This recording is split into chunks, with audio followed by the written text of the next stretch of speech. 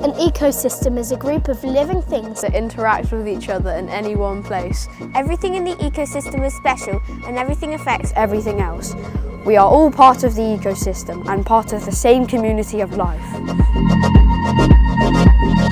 The ecosystem approach brings together our land, water, plants, animals and people into one all-embracing management system. It's based on interconnection of all the elements of the Earth's ecosystems, and we rely on them to sustain the well-being of people as well as our planet.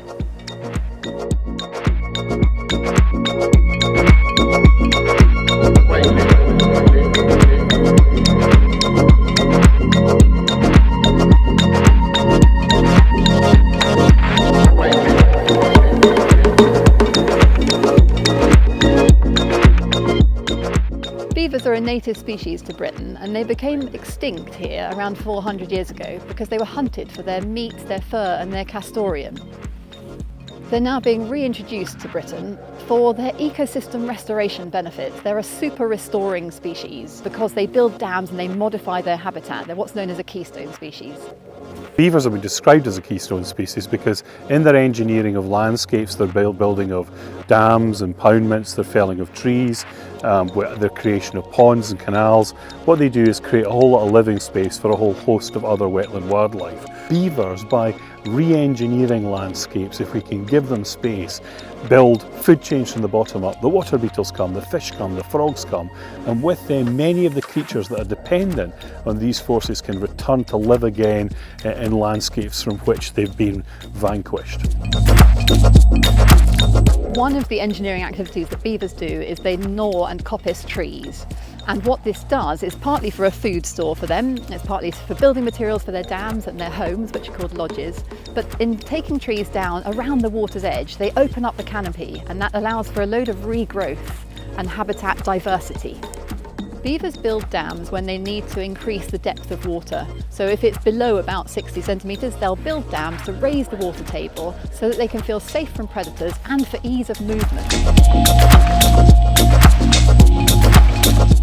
The main conflicts we've experienced with beavers is the blocking of drainage ditches, flooding of portions of fields, flooding of a road, and some burrows, collapsing footpaths, greater tree maintenance. Some of the typical conflicts encountered with beavers are localised inundation of agricultural land, changes or impacts to infrastructure, or gnawing on trees that are particularly special or favoured by individuals. Beavers haven't existed in our landscapes for 400 years, and learning to live alongside an eco-engineer like this takes time, patience and new learning. Involving different stakeholders that manage land, water, forestry or other wildlife is really important in us learning to live alongside these animals once more. The Tamar Beaver Management Group is one of 2 beaver management groups in Devon. It brings together key stakeholders that are interested in managing beavers and the changes in their populations. It focuses upon managing any conflicts and maximising the opportunities of these incredible animals.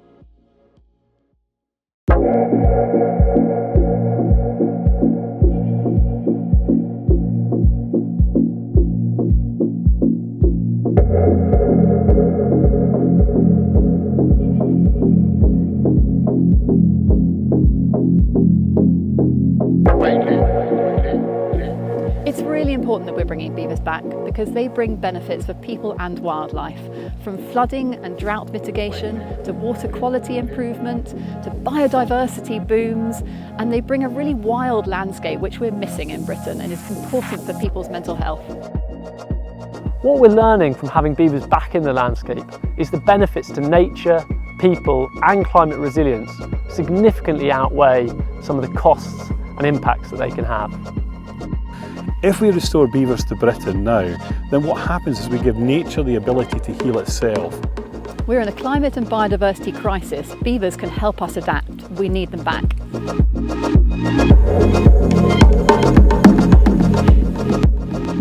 Beavers do not give a damn about your preferences.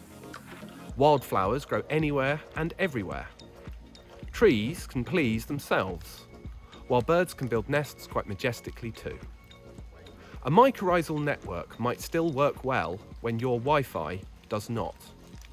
And moss knows who is boss on this planet, so sorry, but it's not you.